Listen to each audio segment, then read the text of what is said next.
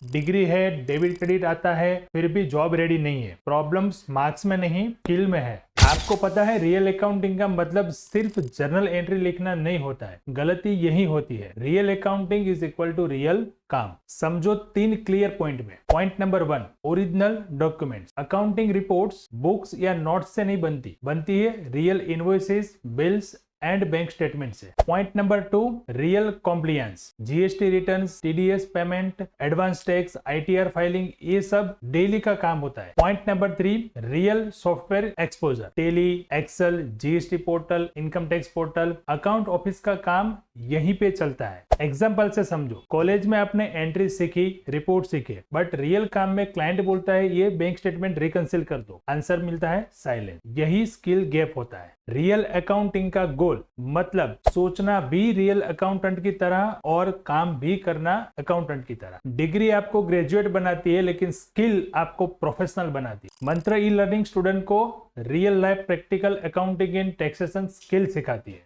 Follow मंत्र e learning for job ready skill, not just theory.